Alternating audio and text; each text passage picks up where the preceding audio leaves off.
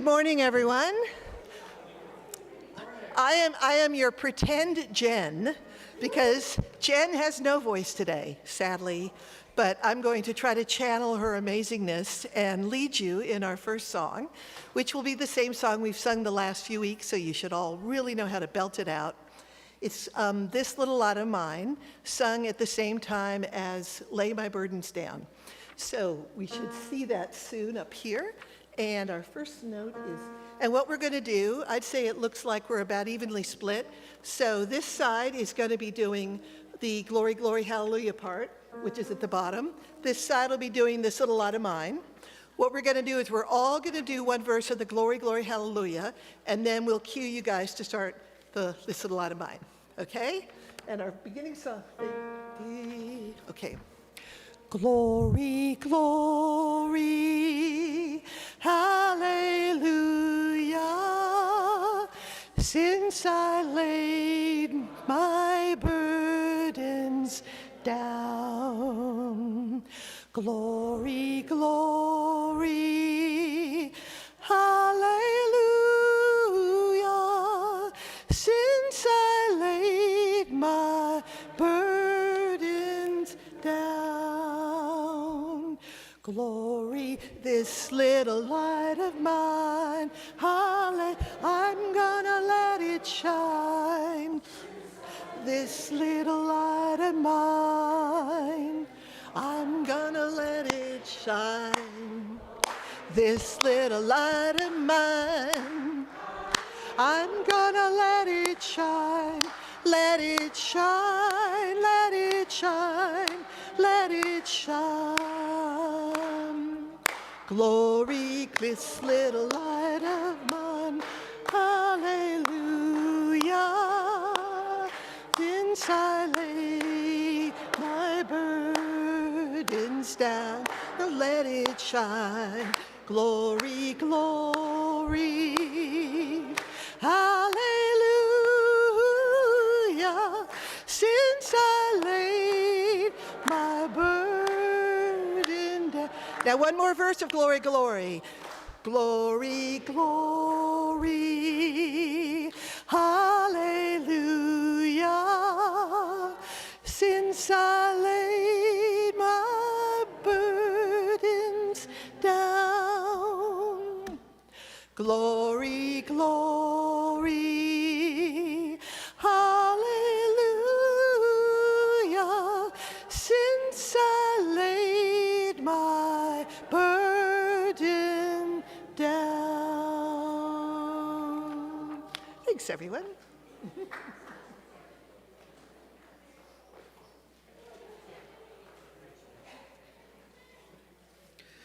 Thank you, Other Music Jen, by which I mean Mariella. Bonjour tout le monde. Welcome, everyone, to the First Unitarian Congregation of Ottawa, whether you are here in Fellowship Hall or watching from wherever you may be. Know that you are welcome. I'm the Reverend Eric Meter, the lead minister here at FirstU. And if you missed it, those in the hall missed the red dresses hanging out on the trees in our memorial gardens. Let me remind you that today, May 5th, is the National Day of Remembrance for missing and murdered Indigenous women, girls, and Two-Spirit and trans people, known as Red Dress Day. And I'm Lisa, your worship associate this morning. Let us take a moment to do our land acknowledgement. We acknowledge that our FirstU campus is located on traditional, unsurrendered, and unceded Algonquin and Anishinaabeg territory, and that the work of reconciliation is a responsibility of our congregation and of all Canadians. Our goal is to educate ourselves and all those who have the willingness to understand, to be of service to those at risk, and to advocate for justice. Let's join our voices in song once more. Please rise in body or in spirit as we sing together Building Bridges, which is in the Teal hymnal, hymn number 1023. The lyrics will be on the screen.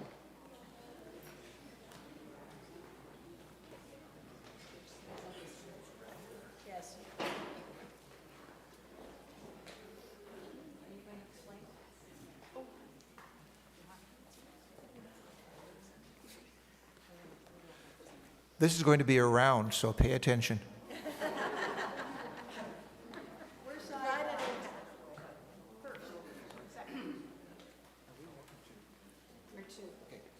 First, we sing it all together.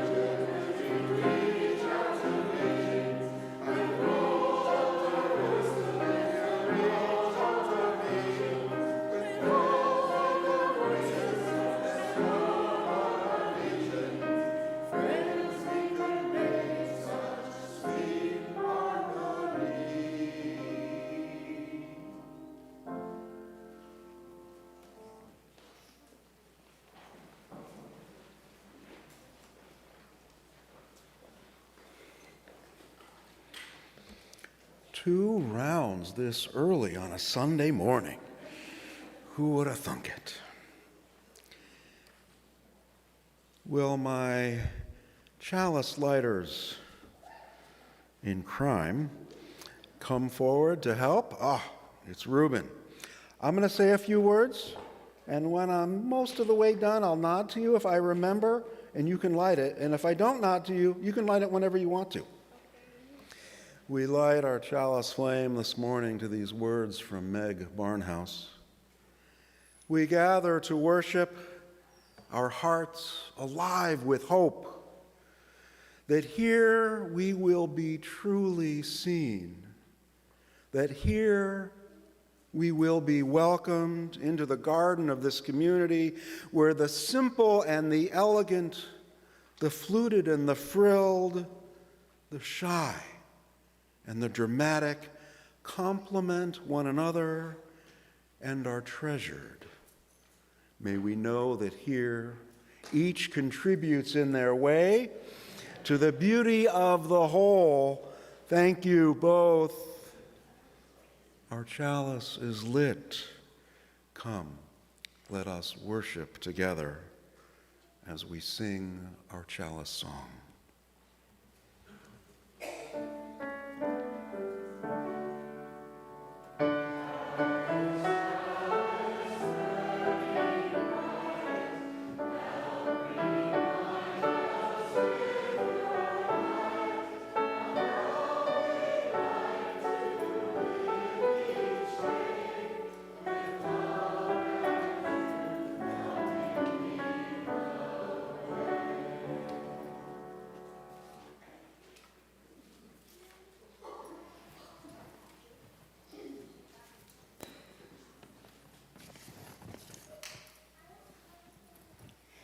Good morning, everyone. I'm Jody McIntosh, the Director of Religious Exploration, and I invite anyone young or young at heart who would like to come and join me up at the front for our story.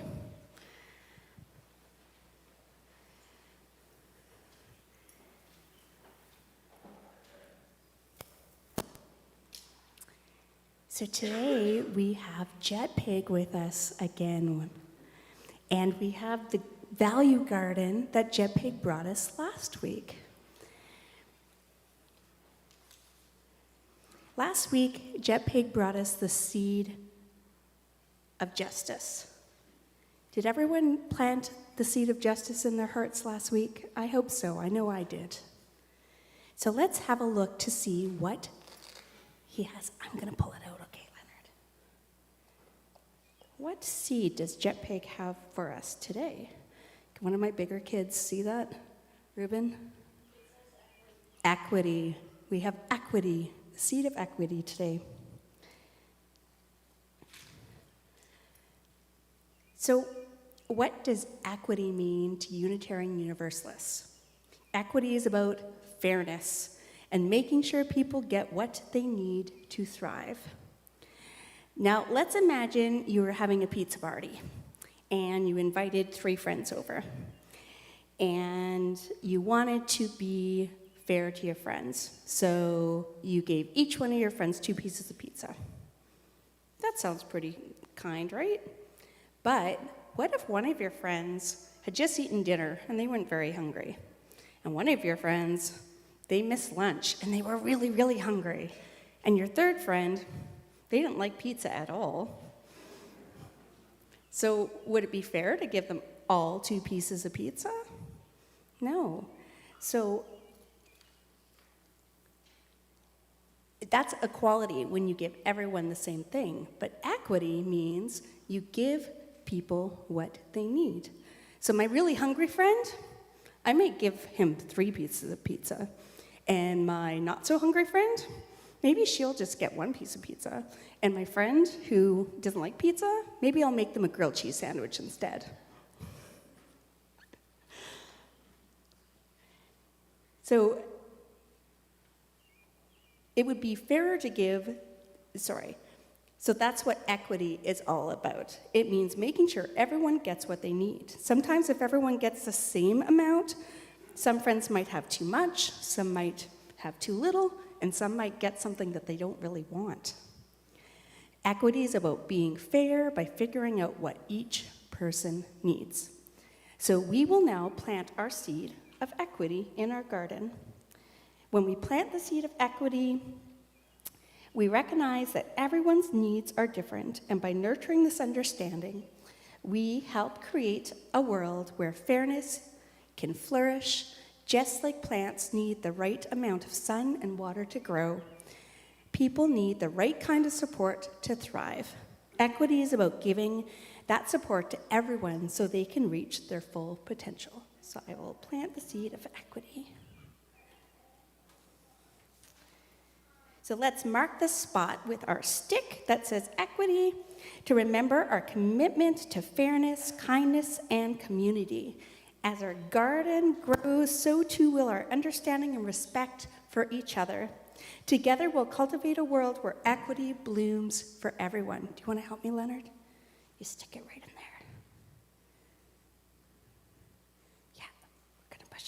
Thank you.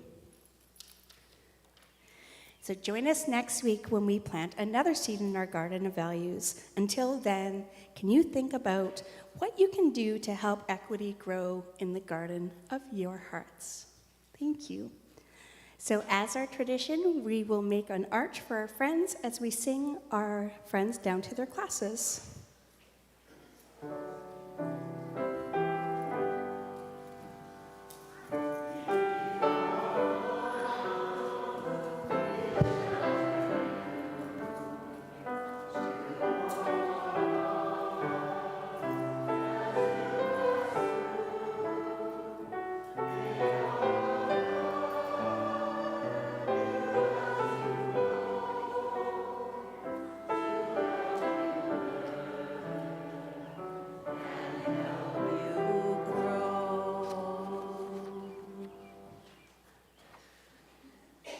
As health challenges continue, do take care and take advantage of online opportunities at FirstU to stay in touch.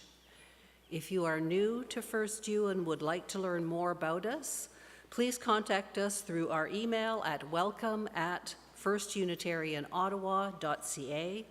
And if you're right here in Worship Hall with us this morning and would like more information about FirstU, it is available at the welcome table at the back of the pews, and Jane is there to meet you. And now here's Chuck from our board to highlight some announcements for today. Chuck?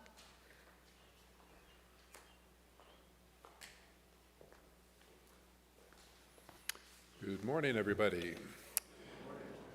A fair bit of announcements here. Starting off, our annual general meeting will take place today following the service, beginning at 12:30.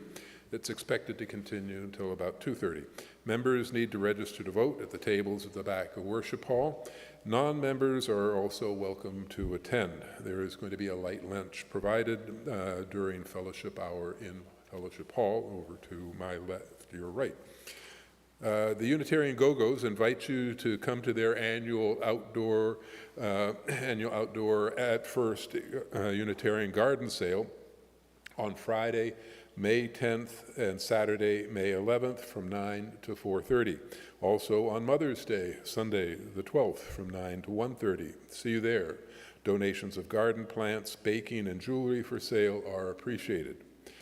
The Environmental Action Group, big news for FirstU cyclists. Thanks to David, Margaret, Mike, Paula, and the city's low-cost bike rack program for a joint effort to install our new wide-ringed basic black back, say that fast, number two, basic black bike rack at the south side of the church.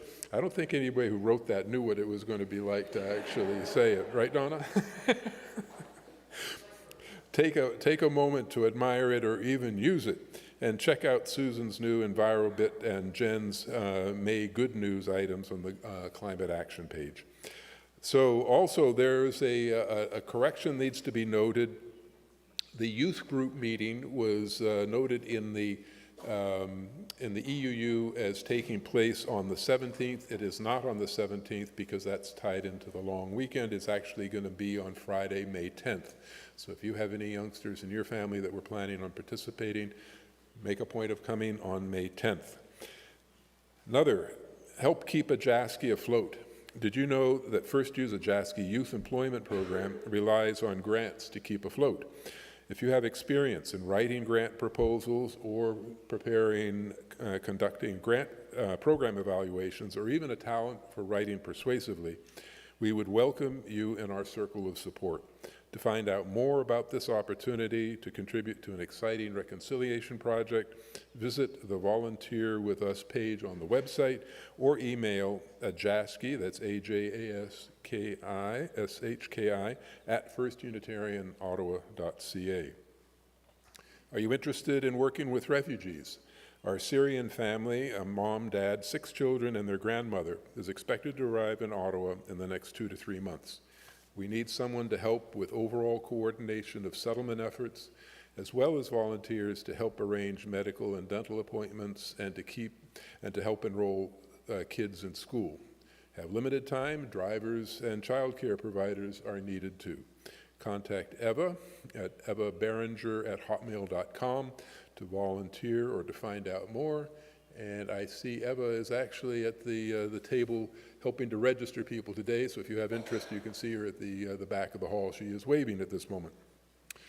So we encourage you to sign up and receive the EUU, our weekly email newsletter. Sign-up information is available on our website under the Communications tab.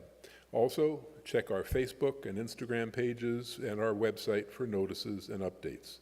Our calendar continues to be as full as ever, though some of our activities take place online.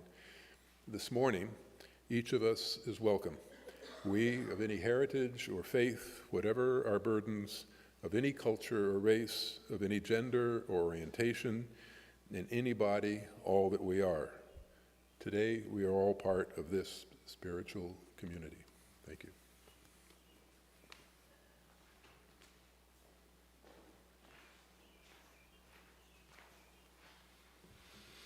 Thank you, Chuck. Each week, we pause in our time together in recognition of the joys and challenges in our lives and those across the globe. We honor our celebrations and challenges by placing stones in a bowl of water. As the ripples extend outward, imagine them continuing out beyond these small bowls, out through and past our pews, out into the larger community of all. Lisa, will you help me with this? Drop a stone or two?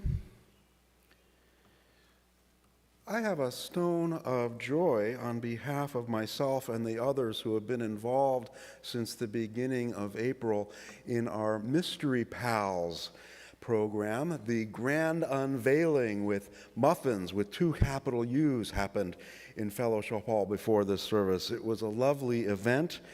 I guessed wrong on who my mystery pal was, and so did they. And it was fun for everyone involved.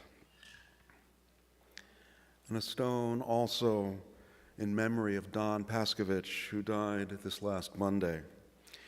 He was a figure in this congregation and in our congregation's men's breakfast group. We will host a memorial for him at some point down the line. Our love goes out to his wife, Susan.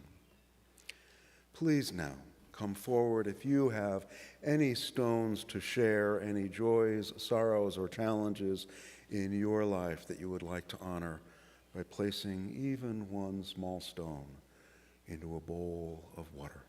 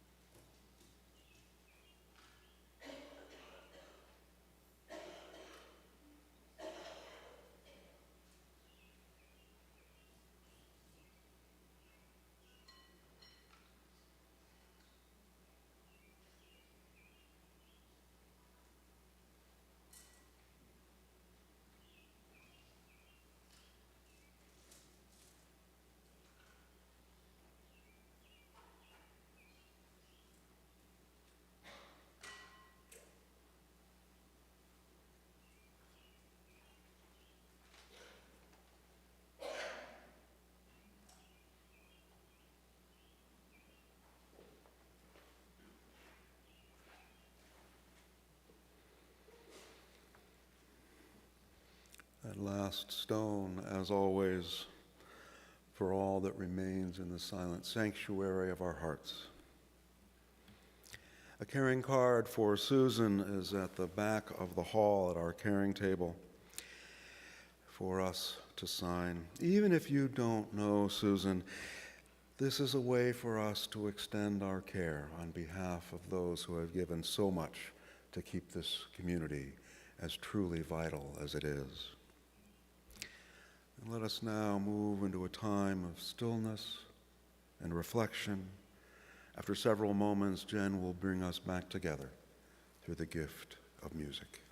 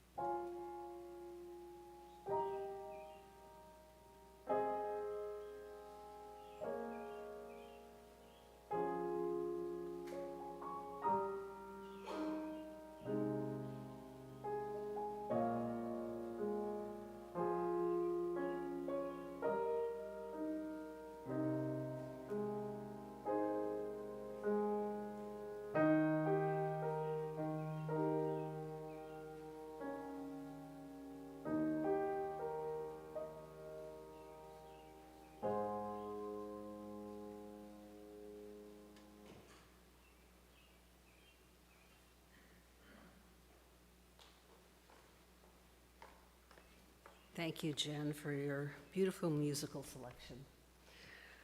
Our reading this morning is entitled Long Haul People by Rudy Nemser. You find them in churches when you're lucky, other places too, though I mostly only know the ecclesiastical variety. Long haul people, upon whose shoulders and pocketbooks and casseroles and daylight and nighttime hours a church is built and maintained. After the brass is tarnished and the cushions need restitching, they pay their pledges full and on time, even when the music's modern.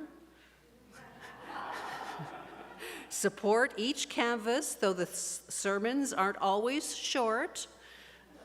Mow lawns and come to suppers.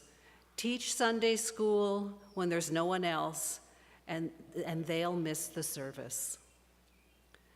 Asked what they think of the minister or plans for a kitchen renovation or the choral anthem or Christmas pageant or color of the bathroom paint, they'll reply, individuals and fashions arrive and pass. The church, their church, will be here, steady and hale, for a long, long time it will. For long haul people bless a church with a very special blessing.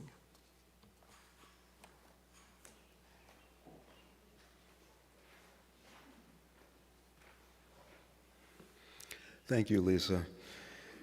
And I'm using my laptop because when I got to church last week, I realized I had broken the screen on my iPad that I preach from, and I hate having lots of paper to shuffle, so I hope this isn't in the way. Lisa's reading was in preparation of our AGM, our annual general meeting, which will begin after lunch in the other room. And I will endeavor to be short this morning so that we can have time for lunch before our meeting. Last week, in this space at this time, we heard from a member of the synagogue that meets in this space, Dr. Diana Ralph, and she and our worship associate Lee Rose shared the reading.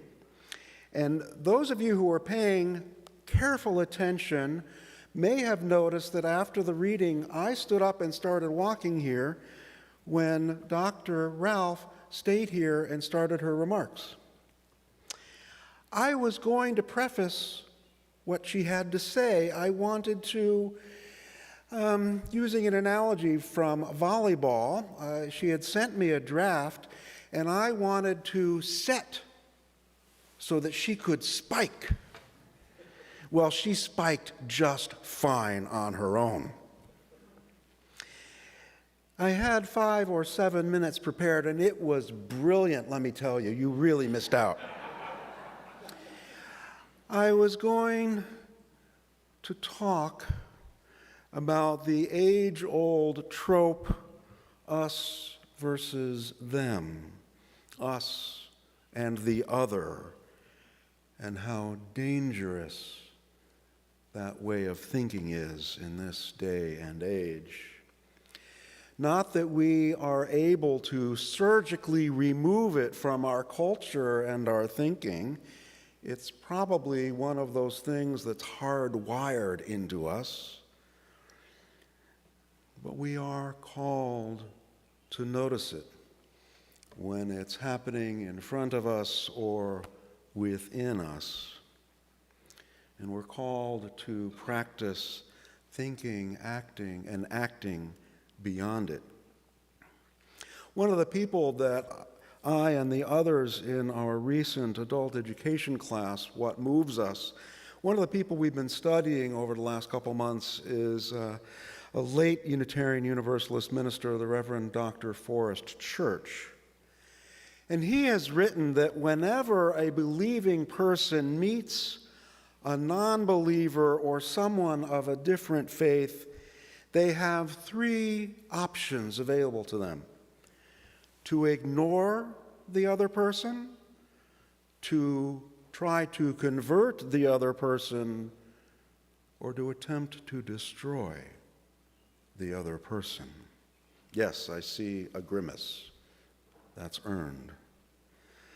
And while in the course of human history that has too often proven to be the case, I would like to suggest that there is and always has been a fourth option available to all of us, namely curiosity, showing an interest and learning and appreciation, something that is also deeply part of what makes us human, and one I believe we are all called on to make more of a habit in this day and age and in our lives.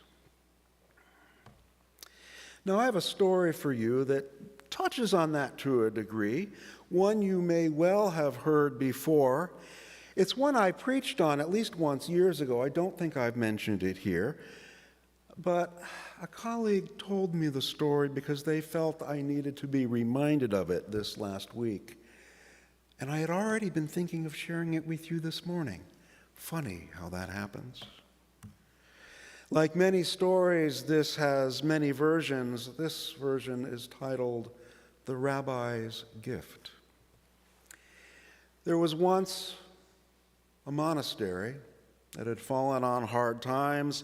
It had been part of a once great order which, as a result of religious persecution, had lost all of its branches save one.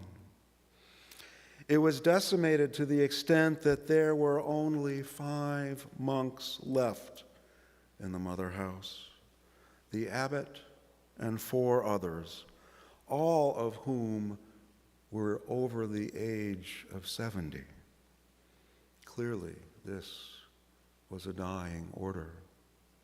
Deep in the woods surrounding the monastery was a little hut that the rabbi from a nearby town occasionally used as a hermitage. One day it occurred to the abbot to visit the hermitage and to see if the rabbi could offer any advice on what might save the monastery. The rabbi welcomed the abbot and commiserated, "I know how hard it is. The Spirit has gone out of the people. Almost no one comes to synagogue anymore." So the old rabbi and the old abbot wept together and spoke quietly of deep things. Then the time came when the abbot had to leave. It was getting dark. The two embraced. "It has been wonderful being with you," said the abbot, "but I have failed in my purpose for coming. Have you no piece of advice that might help me save my monastery?" "No," the rabbi replied, "I have no advice to give you.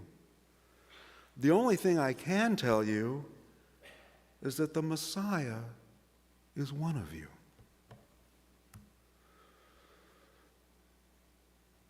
And the abbot went back and told the other 4 abbots what had transpired. When the other monks heard the rabbi's words, they wondered what possible significance they might have. The Messiah is one of us here in our small monastery? Do you suppose he meant the abbot? Of course, it must be the abbot who has been our leader faithfully for so long. On the other hand, it might be Brother Thomas, who is undoubtedly a holy man. Certainly, he couldn't have meant Brother Elrod. He's so crotchety. But then again, he can be wise. Surely he could not have meant Brother Philip. He's just so passive. But then, magically, he's always there when you need him. And of course, he didn't mean me, yet supposing he did. Oh Lord, not me. I couldn't mean that much to you. Could I? As the monks contemplated in this manner, they began to treat each other with extraordinary respect, on the off chance that one of them might actually be the Messiah. And on the off chance that each monk himself might be the Messiah, they began to treat themselves with extraordinary respect as well. Now, because the forest in which the monastery was situated was beautiful, people occasionally came to visit the old mother house, the monastery, to picnic or to wander along old paths, most of which led to a dilapidated old chapel. They sensed the aura of the newfound respect that surrounded the old 5 monks, permeating the atmosphere. They began to come more frequently, bringing their friends, and their friends brought friends. Some of the younger ones who came to visit began to engage in conversation with the monks.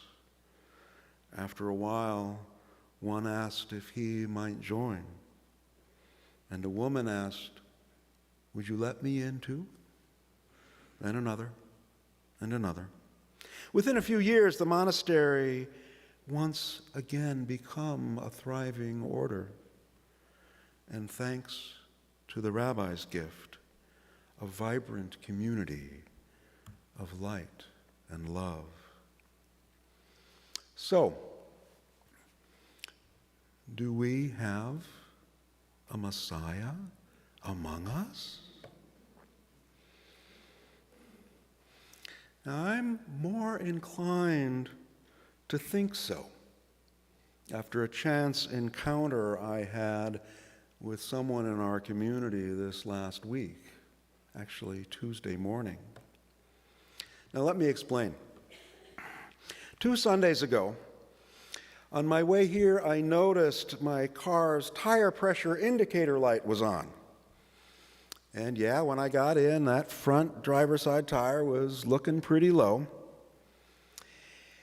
And so before I left, I tried to make an appointment with my car auto shop and found that the soonest they could get me in was Tuesday evening. Booked the appointment. And then our dog's surgery, which had been scheduled for Tuesday morning, took place on Tuesday afternoon, and I had to cancel the appointment because I couldn't pick up Sammy and get the car done at the same time. Brought the car in later in the week. Took a little while.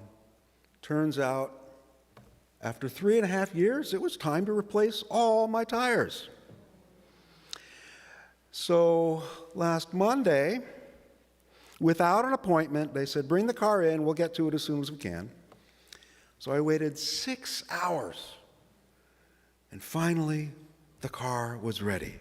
Now, the shop I go to is not too far from here, and it's adjacent to a little mall. I started taking the car there because I don't like just sitting and waiting, and especially during the winter, I could walk the mall, do my mall walking, get my steps in. And on Monday, even though it's my day off, I had a campus planning online call at 3 o'clock, and I got home just before it. I was really happy. And as I got out of the car to look at the tires in my garage, I realized that's not the tread pattern I signed up for. They put the wrong tires on the car. Got my receipt. The right tires was there. Called them up. We'll let you know if the new tires are in stock. No return call. Tuesday morning, called 3 more times. Finally, at 10 o'clock, yes, the tires are in stock. I'm bringing my car in. I'll be there in 20 minutes. On my way in, I called the office, said, "I got to finish getting the car fixed. I'm going to be late today." And so I got the car in the shop, walked around the mall a couple of times, sat down, got some reading done. As I'm preparing to get up and see if the car is finished, one of you happened to walk by, and we chatted for a minute or two. I explained my situation, and I was told, "Go easy on yourself, Reverend Eric. Go easy on yourself." I hadn't thought that I was being hard on myself, but I did have some energy. I wanted to get this fix done. Go easy on yourself, Reverend Eric. Wise words that I remain thankful of.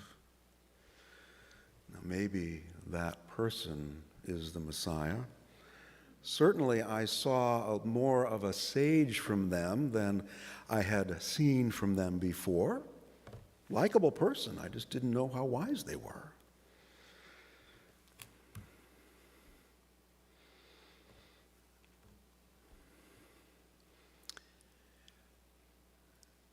The Messiah may be among us. The Messiah may be at Unitarian House.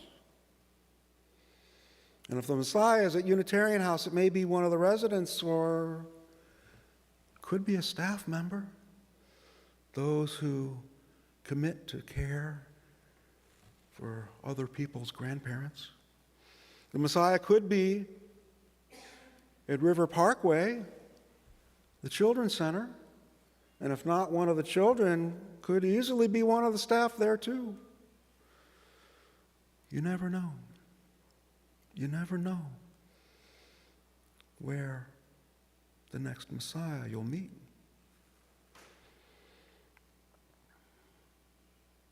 So let's treat one another with the respect we, as possible messiahs, might actually be due. And here I make a transition.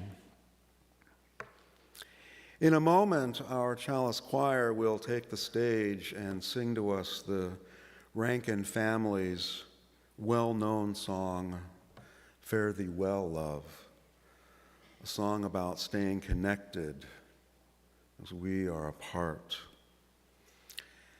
As they do, let's think about loved ones who are further away from us than we'd like. And today especially, let's also think of all the empty red dresses out there today and at all times of the year. Even if we will never know all the names of those unjustly taken from the world, let us honor the void their absence has created in the fabric of our country and our culture. And before the start of our service, Music Jen gave me this note to read for her. Laryngitis has taken her voice, but not her spirit. And I'm just going to read this to you. This beautiful folk-style piece by Jimmy Rankin of the Rankin family is about the trials and challenges of being separated from a loved one. It encourages us to celebrate, remember, and sing to our loved ones wherever they are. She would also like, she wrote this in the third person, Jen would like to make a special thank you today to the choirs and everyone who has helped her to make music without a voice today. She was concerned about leading choir without being able to speak, but everyone has been so attentive and gracious and helpful. Thank you, underline, exclamation point. Choir, will you come forward and grace us now? Jen, you can embarrass me someday too.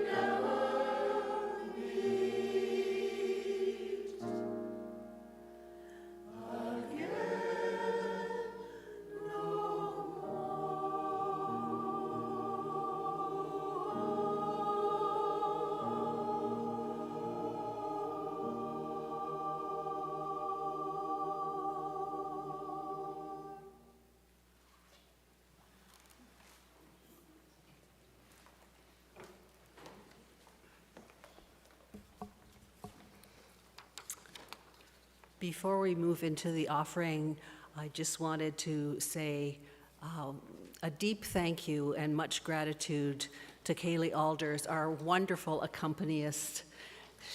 Thank you for playing for us, Kaylee. And now I invite the ushers to begin passing the baskets at this time. Thank you. So this congregation has a long history of care, vitality, and bringing people together to move the arc of justice forward. We have been able to live into our hopes and dreams because of the generosity of those within and beyond this community. Whether you are here in Worship Hall or anywhere else, you are part of our community this morning. And we rely on one another to keep this congregation vital and resilient. If you have any questions about how you can give, please go to our website or contact our finance manager to find out how you can make a donation or keep up with your pledge. Our gifts are freely given and gratefully received. We dedicate these gifts to the work of this community of faith, serving human wholeness, caring for the planet, upholding religious freedom, welcoming the stranger, loving one another. And now please rise as you are willing and able as we join together in our closing hymn, All Our Architects. This is in the gray hymnal, hymn number 288, and the lyrics will also be on the screen.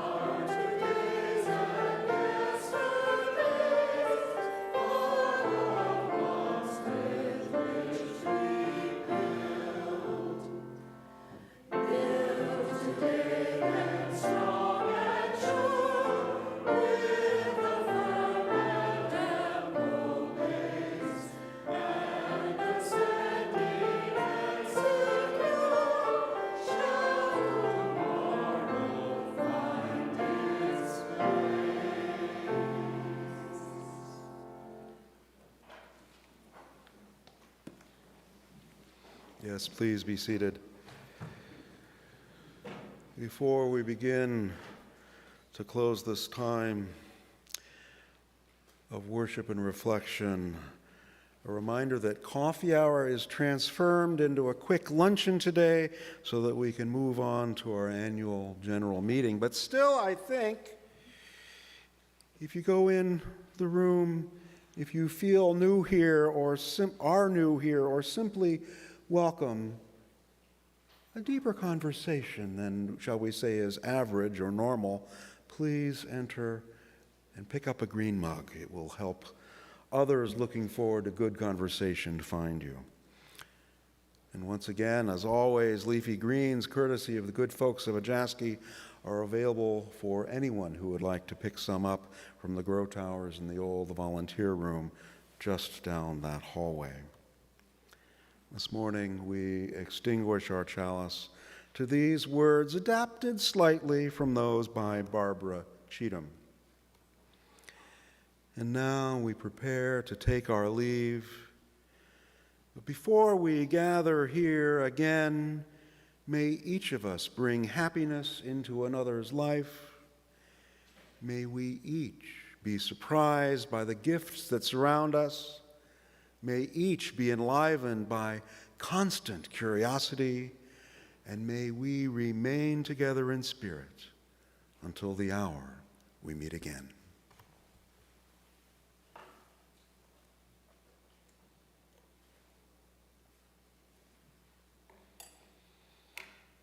Singers, will you help us as we sing Spirit of Life, our closing song. You can rise or not as you will.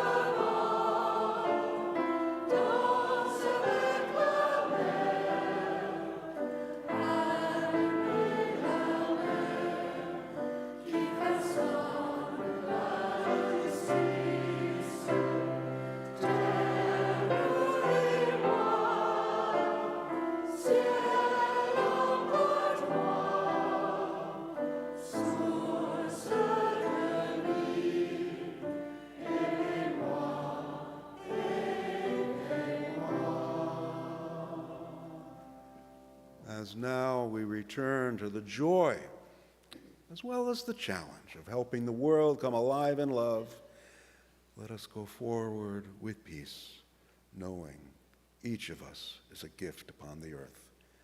Go in peace, my friends. Go in peace.